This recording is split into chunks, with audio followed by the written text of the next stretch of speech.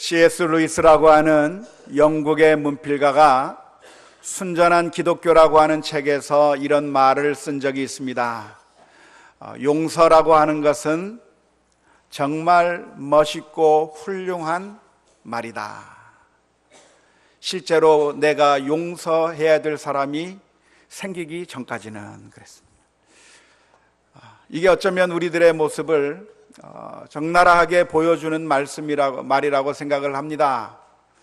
우리는 생각하기에 용서라고 하는 것은 정말 멋진 생각이고 정말 감동적이고 화려한 멋있는 말이라고 생각하지만 실제로 내가 용서해야 될 사람을 마주하게 되면, 원수를 만나게 되면 어느새 그 생각은 다 잊어버리게 되는 것이 우리들의 연약한 모습일 겁니다. 감사라고 하는 것도 역시 마찬가지가 아닐까 싶습니다. 성경은 우리에게 권면하기를 항상 기뻐하라, 쉬지 말고 기도하라, 범사에 감사하라 말씀하고 있고, 우리는 그 주님의 말씀이 맞다고 믿습니다. 항상 기뻐해야 될 것이고, 쉬지 말고 기도해야 될 것이고, 항상 감사하는 것이 맞다고 생각을 합니다. 하지만 우리들의 삶 가운데서 어려운 일을 만나게 되면 감사보다도 불평이 먼저 나오게 되어 있고, 하나님께 찬양을 올리기보다도 우리의 마음 가운데 절망의 그 그늘이 드려지면서 한숨을 내쉬게 되는 것이, 그게 바로 우리들의 연약한 모습이라고 말할 수 있습니다. 오늘 우리가 출애굽기 14장의 말씀을 읽었는데, 오늘 본문에 등장하는 이스라엘 민족도 마찬가지였습니다. 이스라엘 민족은 애굽에서 종살이를 하다가 이제 모세의 영도하에 젖과 꿀이 흐른다고 하는 가나안 땅을 향해서 신나게 기쁘게 달려가다가 첫 번째 어려운 문제에 봉착하게 되었습니다. 그것은 바로 자신들의 가는 길 앞에 홍해 바다가 가로막고 있는 겁니다.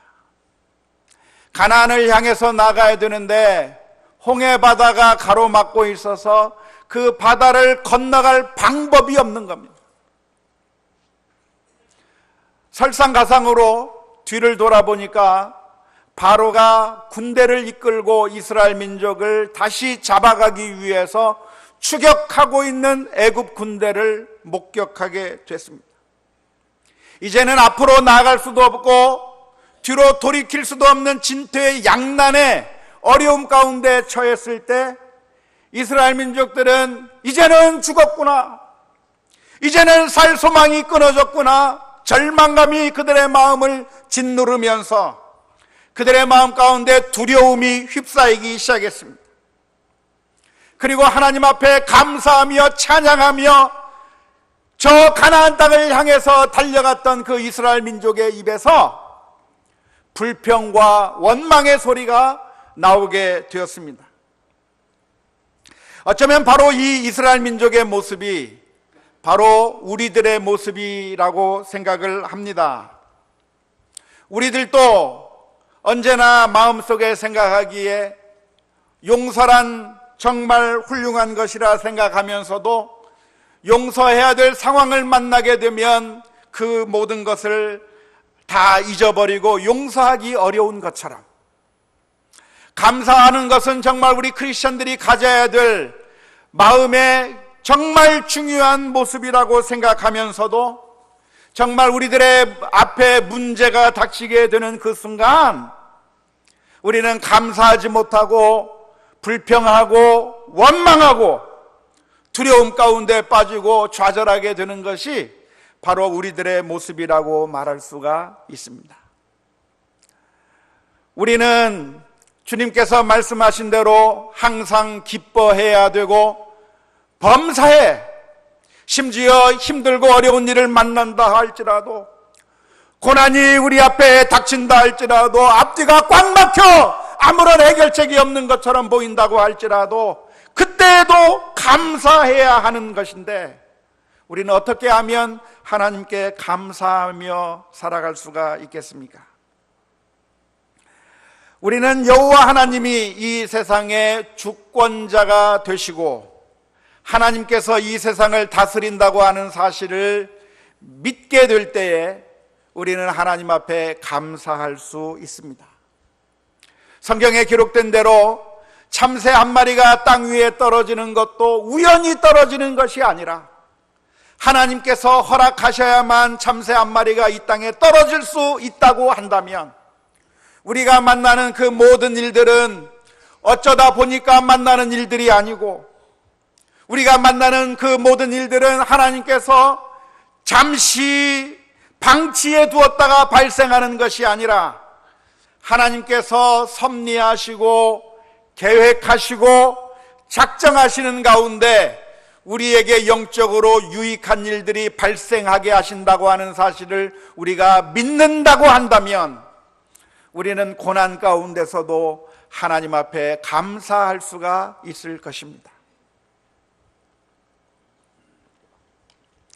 요셉을 보면 요셉은 아버지의 사랑을 받으며 행복하게 살고 있다가 어느 날 갑자기 충격적인 일을 경험하게 됩니다.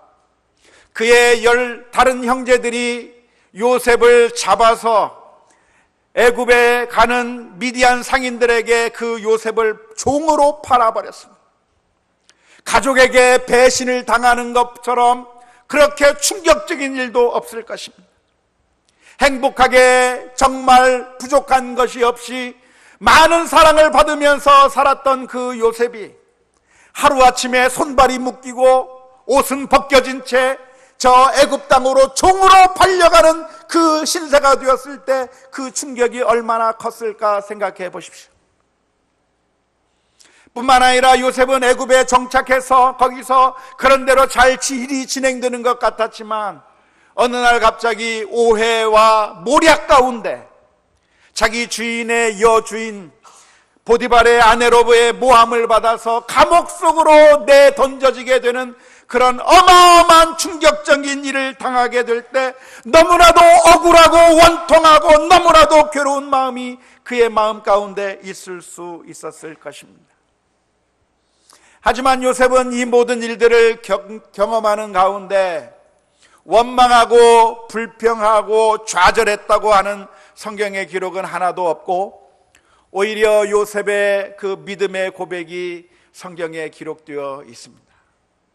요셉은 자기 형제들을 향해서 말하기를 하나님께서 우리 가정을 이 7년 대기근 가운데 보호하기 위해서 하나님의 섭리와 계획 가운데 하나님께서 나를 먼저 이 애굽 땅에 보내신 것이라고 고백하면서 하나님께 감사하고 자기 형제들을 용서하고 하나님 앞에 온전한 믿음의 모습을 보여준 모습이 성경 말씀에 기록되어 있습니다. 요셉은 어떻게 이 힘들고 어려운 고난의 과정을 감사로 극복해낼 수 있었는가? 그 이유가 있다고 한다면 하나님께서 이 세상을 주관하신다고 하는, 하나님께서 이 세상을 다스리고 계신다고 하는 그 믿음이 있었기 때문에 하나님 앞에 감사하며 나아갈 수가 있었은 줄로 믿습니다. 신약 성경에 보면 바울과 실라가 복음을 증거하러 다니다가 한 번은 빌립보 감옥에 갇히는 그런 일을 당하게 됐습니다. 복음을 증거하는 일 가운데 하나님께서 함께 계시기 때문에 항상 승리하고 항상 잘 되고 모든 일이 잘 풀릴 수만 있다고 하면 얼마나 신이 나서 복음을 전할 수가 있겠습니까? 복음을 전하는 그 길에 하나님께서 여호와 이레로 미리미리 준비시켜 주시고 미리미리 사람들을 준비시켜 주셔서 모든 것들이 하나도 막힘이 없이 잘 풀려나간다고 하면 얼마나 기분이 좋겠습니까?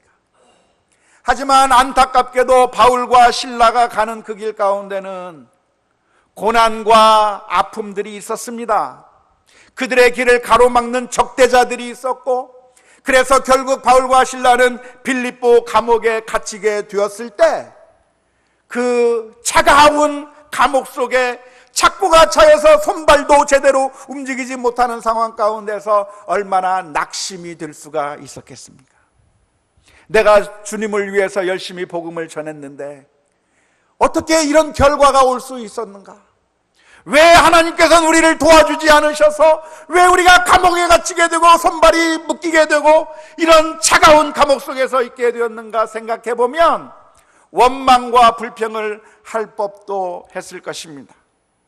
하지만 놀랍게도 바울과 실라는 빌립보 감옥에서 원망하고 불평한 것이 아니라 하나님께 찬송하고 기도했다고 성경은 기록하고 있습니다.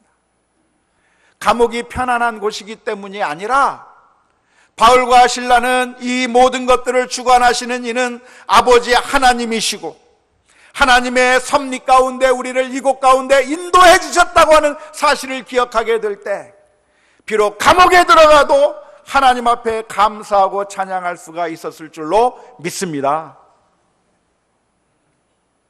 오늘 본문에 나오는 이스라엘 민족들은 어떻게 했습니까? 이스라엘 민족 앞에 홍해 바다가 가로막혀 있고 뒤에는 애굽 군대가 추격해 오는 이 상황 가운데서 안타깝게도 이스라엘 민족들은 두 가지 반응을 보이게 됐습니다. 첫 번째 반응은 무엇입니까?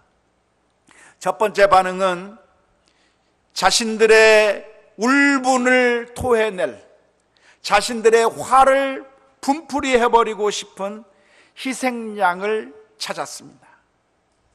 그 희생양이 누구겠습니까? 모세를 향해서 원망하기 시작했습니다. 출애굽기 14장 11절의 말씀을 보니까 이렇게 기록합니다. 그들이 또 모세에게 이르되 애굽에 매장지가 없어서 당신이 우리를 이끌어내어 이 광야에서 죽게 하느냐? 어찌하여 당신이 우리를 애굽에서 이끌어내어 우리에게 이같이 하느냐? 이스라엘 민족의 마음 가운데 이 모든 파국의 원인이 누구에게 있다? 모세에게 있다고 생각을 한 겁니다. 모세에게 이 모든 책임이 있다 생각하고 모세를 향해서 원망하고 불평하면서 손가락질하고 욕을 해대고 있는 이스라엘 민족의 모습을 보게 됩니다. 그들이 가장 쉽게 건드릴 수 있는 희생양이 바로 모세라고 하는 지도자였는데 이 모든 파국의 책임이 누구에게 있는가? 모세에게 다 뒤집어 씌우고 희생양을 찾기 시작한 것이 바로 진퇴양난에 빠진 이스라엘 민족들이 보였던 첫 번째 반응이었습니다. 어쩌면 이게 우리들이 보여주는 가장 평범한 반응이 아닐까 싶습니다. 우리들은 일이 꼬여갈 때마다 희생양을 찾습니다. 문제가 틀어질 때마다 우리들은 그 문제가 틀어진 원인을 찾기를 갈망하고 그래서 그 원인이 되는 사람을 발견해서 그 사람을 향해서 분풀이를 해대기 시작합니다. 우리 가정 가운데 우리 자녀가 문제가 생기게 되면 남편은 아내를 향해서 아내는 남편을 향해서 분풀이를 해댑니다. 당신 때문에 이렇게 된 것이라고, 당신 때문에 이 아이가 이렇게 된 것이라고 서로를 향해서 원망하게 됩니다. 우리는 이 모든 일들이 꼬여갈 때마다 상대방을 향해서 나 자신의 잘못을 바라보기보다는 다른 사람들에게 잘못을 뒤집어 씌우고 분풀이해야 될 그런 대상을 찾게 되는 것이 어쩌면 우리 어리석은 인간들이 할 수 있는 가장 쉬우면서도 편한 방법이라고 말할 수 있을 것입니다. 하지만 이렇게 분풀이 대상을 찾는 것은 참으로 어리석은 일이라고 말할 수 있습니다. 왜냐하면 이렇게 분풀이 대상을 찾는다고 해서 문제가 해결되는 것은 전혀 아니기 때문에 그렇습니다. 오히려 이 일로 인해서 분풀이함으로써 일이 더욱더 꼬여가기 만들고 더욱더 일이 더 어렵게 될 수밖에 없기 때문에 그렇습니다. 지금이 어느 때인가? 지금은 모두가 지혜를 합하고 마음을 합하고 함께 협력해서 해결책을 모색해야 될 시기가 바로 이 시기입니다. 어떻게 저 홍해 바다를 건너갈 것인가? 어떻게 저 뒤에 있는 애국 군대를 무찌를 것인가? 그 문제를 가지고 서로 함께 협력하면서 문제를 해결해 나가야 되는 바로 그 순간에 해결책을 찾지 아니하고 한 사람이라도 힘을 더 합쳐서 이 문제를 해결해야 하는 그런 위기를 극복해내야 할 그런 위기의 순간에 어리석게도 이스라엘 민족들은 자신들의 지도자를 향해서 희생양을 찾고 모든 책임을 그 모세에게 뒤집어 씌우고 있습니다. 모세가 같은 편입니까? 적군입니까? 같은 편이잖아요. 같은 편이니까 함께 논의를 하면서 생각을 맞추어서 협력을 하면서 어떻게 이 위기를 극복해 나갈 것인가 연구해야 될 텐데, 오히려 같은 편을 향해서 손가락질하고 비난하면서 결국 자중질환 가운데 멸망할 수밖에 없는 모습을 보여준 것이 너무나도 안타깝다 말할 수 있을 겁니다. 성경의 가르침은 무엇입니까? 갈라디아서 5장 14절 15절의 말씀에 이렇게 기록합니다. 온 율법은 내 이웃 사랑하기를 내 자신같이 하라 하신 한 말씀에서 이루어졌나니 만일 서로 물고 먹으면 피차 멸망할까 조심하라. 믿으십니까? 성경의 교훈은 무엇입니까? 고린도전서 10장 10절의 말씀에 그들 가운데 어떤 사람들이 원망하다가 멸망시키는 자에게 멸망하였나니 너희는 그들과 같이 원망하지 말라. 이스라엘 민족이 지금 원망하고 불평하고 있는데 이 사람들이 바로 누굽니까? 바로 얼마 전까지만 해도 해방이 되었다고 기뻐하며 감사하던 사람들이 바로 이 사람들이었습니다. 애굽에서 종살이하던 그 지긋지긋한 삶 가운데서 이제는 해방되었다고 하면서 감격 가운데 감사 가운데 하나님 감사합니다. 우리에게 이런 구원을 허락해 주셔서 감사합니다. 하나님 우리에게 이런 하나님의 약속을 이루어 주셔서 감사합니다. 감사와 찬송으로 그 피난길을 떠났던 그 이스라엘 민족이 그 민족의 입에서 불과 얼마가 지나지 않아 똑같은 집에서 원망하고 불평하는 그 나쁜 이야기들이 그 입에서 쏟아져 나오고 말았다는 것입니다. 안타까운 것은 선하고 믿음의 사람이 되는 데에는 정말 많은 시간이 걸리는데 찬양하고 감사하던 사람이 악을 행하고 불평의 사람이 되는 것은 너무나도 순식간에 되는 모습을 우리가 너무나도 자주 보게 되는데, 오늘 이스라엘 민족의 위기 가운데서 보여주셨던 첫 번째 잘못된 반응은 무엇인가? 불평하고 원망하며 희생양을 찾았던 것들이 이스라엘 민족들이 보여주었던 어리석은 반응의 첫 번째 반응이라고 말할 수 있습니다. 두 번째 이스라엘 민족이 보여주었던 어리석은 반응이 무엇입니까? 그것은 과거에 대한 막연한 동경, 과거에 대한 막연한 환상을 가졌다고 하는 것입니다. 이스라엘 민족은 모세를 향해서 원망하면서 이런 말을 합니다. 출애굽기 14장 12절의 말씀에 우리가 애굽에서 당신에게 이른 말이 이것이 아니냐? 이르기를 우리를 내버려 두라. 우리가 애굽 사람을 섬길 것이라 하지 아니하더냐? 애굽 사람을 섬기는 것이 광야에서 죽는 것보다 낫겠노라. 이스라엘 민족은 말하기를 지금보다 과거가 좋았다는 겁니다. 지금 현재보다 과거가 훨씬 더 나았고 그때가 훨씬 더 좋았다라고 이야기하고 있는데 정말 그렇습니까? 나중에 또 이스라엘 민족들은 출애굽하다가 광야에서 먹을 것이 떨어졌을 때 그때도 역시 애굽을 동경하면서 애굽에 있을 때가 훨씬 더 좋았다고 이야기를 했습니다. 출애굽기 16장 3절 말씀에 이스라엘 자손이 그들에게 이르되 우리가 애굽 땅에서 고기 가마 곁에 앉아 있었던 때와 떡을 배불리 먹던 때에 여호와의 손에 죽었더라면 좋았을 것을 너희가 이 광야로 우리를 인도해 내어 온 회중이 주려 죽게 하는도다. 과거가 좋았다는 겁니다. 애굽 땅에서 마음껏 먹을 수 있을 때가 좋았다는 겁니다. 그런데 정말 그렇습니까? 아니잖아요. 이스라엘 민족이 애굽 땅에서 있을 때 얼마나 모진 학대 가운데서 고통스러운 삶을 살았습니까?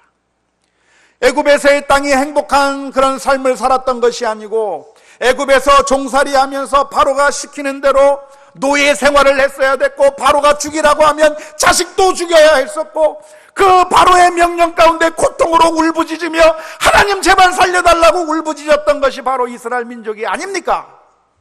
그런데 놀랍게도 이스라엘 민족이 지금 와서 하는 말이 옛날이 훨씬 더 좋았다는 거예요. 왜 그렇습니까? 왜냐하면 우리 사람들의 마음 가운데 과거와 현재가 싸움을 하면 항상 과거가 이기게 되어 있기 때문에 그렇습니다. 과거하고 현재가 싸우면 누가 이길까요? 늘 과거가 이깁니다. 우리나라 말에 그래서 구관이 명관이라고 하는 말도 있어요. 옛날이 좋았다는 겁니다. 요즘 우리나라의 상태를 보고서 사람들이 하는 말이 뭡니까? 지금이 IMF 때보다 더 힘들다. 어떤 사람은 이렇게도 말합니다. 지금이 6.25 때보다 더 힘들다. 정말 그렇습니까? 아니요. 지금이 훨씬 나아요. 그런데 사람들의 마음속에 어떤 마음이 생기는가? 과거 때 경험했던 모든 고통과 아픔, 슬픔들은 이미 추억으로 변해져 버린 겁니다. 과거에 겪었던 고통은 이미 추억이 되어버렸기 때문에 더 이상 내게 고통으로 와 닿지 않는 겁니다. 하지만 지금 겪는 고통은 너무나도 크게 와 닿기 때문에 우리가 과거와 현재를 비교하면 언제나 과거가 더 좋아요. 과거가 항상 더 좋아요. 그래서 늘 우리 장사하시는 분들이 하는 말이 금년이 제일 힘들다. 금년이 제일 힘들다. 제가 성도님들을 만나면서 늘 하는 얘기 들어보면 매년 그래도 작년이 낫습니다. 그래도 작년이 낫습니다. 매번 그래요. 텔레비전에서 안정환이 나와서 질문을 던집니다. 뭐라고 던집니까? 자동차 가격이 제일 쌀 때가 언젠가? 언제라고요? 내 차 팔 때. 자동차가 제일 비싼 때가 언젠가? 언제가 제일 비싸죠? 내가 차를 살려고 할 때. 근데 고통도 마찬가지. 고통도 어느 고통이 제일 클까요? 고통은 다른 사람이 겪는 고통보다 내가 겪는 고통이 제일 커요. 그러니까 방위 나와도 정말 힘들게 나온 겁니다. 그리고 고통이 어느 고통이 큽니까? 과거에 겪은 고통보다도 지금 겪는 고통이 훨씬 더 크게만 느껴지는 거예요. 이스라엘 민족은 지금 홍해 바다 앞에서 그리고 애굽 군대 사이에 몰살당할 위기에 처하면서 그들의 마음속에 과거가 더 좋았다고 하는 막연한 생각을 하는 겁니다. 놓친 물고기가 더 크다고 하는 우리나라 속담처럼 현재에는 만족하지 못하고 과거를 그리워하는, 그 과거를 우리 앞으로 되돌릴 수 있는 것이 아님에도 불구하고 언제나 현재에 만족하지 못하고 과거만을 그리워하는 어리석은 모습이 바로 이스라엘 민족들이 보여주었던 두 번째 어리석은 모습이었습니다. 이스라엘 민족을 향해서 모세는 두 가지를 이야기했습니다. 첫 번째는 너희는 두려워하지 말고 가만히 서 있으라. 이스라엘 민족을 향해서 외칩니다. 너희는 가만히 있으라. 가만히 있으라. 모세가 말을 하는데 이 가만히 있으라고 하는 말의 의미가 무엇입니까? 가만히 있으라고 하는 이야기는 아무 일도 하지 말라고 하는 그런 의미가 아닙니다. 오해하지 마십시오. 가만히 있으라고 하는 말은 아무것도 안 해도 된다고 하는 그런 말이 아닙니다. 오해하지 마십시오. 가만히 서 있으라고 하는 그 말은 아무것도 하지 말라고 하는 그런 의미가 아니라 두려워하거나 떨지 말고 무서워하지 말라고 하는 말의 반대말로서 가만히 있으라고 하는 말입니다. 떨지 말라, 두려워하지 말라, 무서워하지 말라.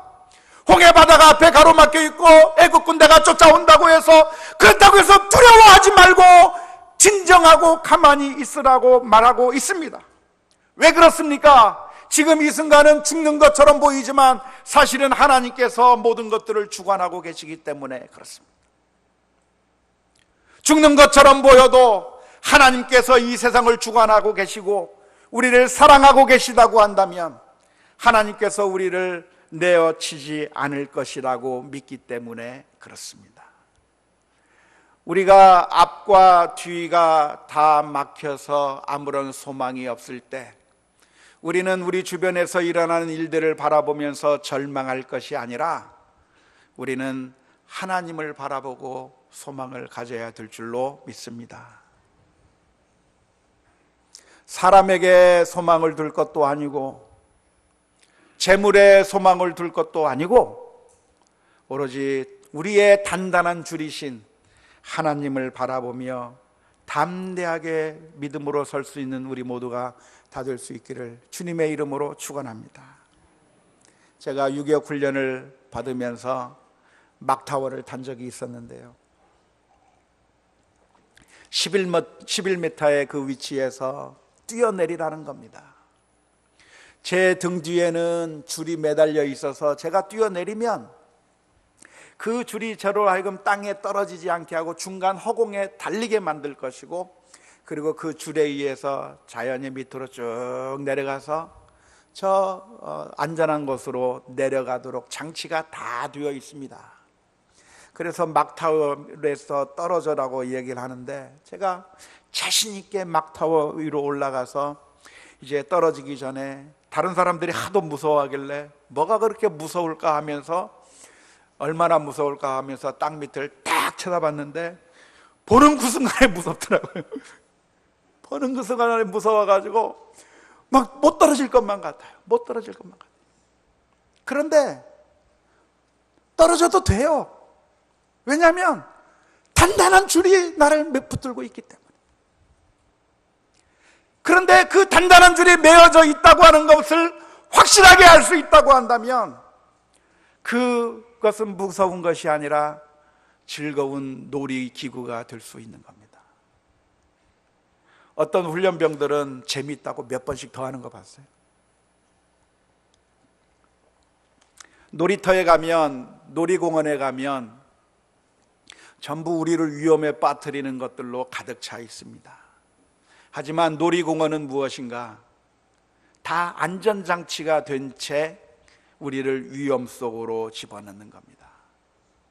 그러니까 무서움과 그 두려움도 안전장치만 확실하다고 한다면 우리의 놀이기구가 될 수 있다고 하는 사실을 생각하면서 우리의 인생 가운데 있는 여러 가지 문제들과 어려움들도 하나님의 손길 가운데 붙들려 있음을 기억하고 담대하게 설 수 있기를 주님의 이름으로 축원합니다. 두 번째로 이렇게 이야기했습니다. 여호와께서 오늘날 너희를 위하여 행하시는 구원을 보라. 하나님께서 이 세상을 주관하시니까 그걸 쳐다보라는 겁니다. 앞에 있는 홍해와 뒤에 있는 애국 군대만을 바라보고 두려워할 것이 아니라 나를 단단하게 붙들고 있는 그 동아줄을 바라보라는 겁니다. 하나님의 손길을 바라보라는 겁니다. 하나님의 그 손길이 끊어질 수가 없다는 겁니다. 사랑의 손길이 우리를 꽉 붙들고 있기 때문에 우리가 두려워할 이유가 아무것도 없다는 것이 주님의 말씀입니다. 로마서 8장 38절 39절의 말씀에 이렇게 기록합니다. 내가 확신하노니 사망이나 생명이나 천사들이나 권세자들이나 현재일이나 장래일이나 능력이나 높음이나 기쁨이나 다른 어떤 피조물도 우리를 우리 주 그리스도 예수 안에 있는 하나님의 사랑에서 끊을 수 없으리라. 오늘 우리가 회복해야 될 믿음이 있다고 한다면 하나님께서 우리를 단단히 붙들고 계시다고 하는 그 믿음을 회복할 수 있기를 주님의 이름으로 축원합니다. 성경은 우리에게 어린아이와 같은 믿음을 가지라고 요구하고 있습니다. 어린아이는 어떤 아이입니까? 부모만 바라보면 두려워할 것이 없는 것이 어린아이의 마음입니다. 아주 우리 아이가 어렸을 적에 높은 곳에 세워놓고 밑에서 뛰어내려 그렇게 요구한 적이 있습니다. 어린아이가 자기보다 몇 배가 높은 그 높은 위치에서 내가 뛰어내려 그러니까 아무것도 안 보고 그냥 팍 뛰어내리는 거예요. 왜요? 밑에 엄마가 아빠가 받치고 있다고 하는 걸 생각하면 두려울 것이 없는 것 때문에 그렇습니다. 사랑하는 성도 여러분, 하나님은 우리를 사랑하십니다. 하나님은 우리를 고아와 같이 내버려 둔 것이 아니라 하나님께서 우리를 사랑하고 계십니다. 어떻게 사랑하십니까? 칼럼니스트 장선숙 씨가 쓴 글 가운데 이런 글이 있어서 소개를 한번 하고 싶습니다. 저녁 초대를 받아 다녀왔는데 오는 길부터 배가 아프다던 승희가, 그 딸 이름입니다, 한참을 고생하다 잠이 들었다. 얼마나 아픈지 배를 움켜잡고 나 죽어 나 죽을 것 같아를 외치다가 먹은 거 다 토하고 나올 게 더 이상 없는데도 하얀 물만 몇 번을 더 토하더니 눈물을 뚝뚝 흘리며 아빠를 애타게 찾더라.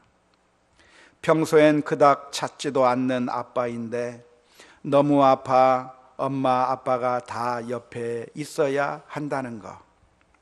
머리엔 식은땀이 주르륵인데 춥다며 이불 몇 개를 더 집어달라더니 몇 번을 깨고 자고 하다가 이제야 깊이 잠이 든 모양이다.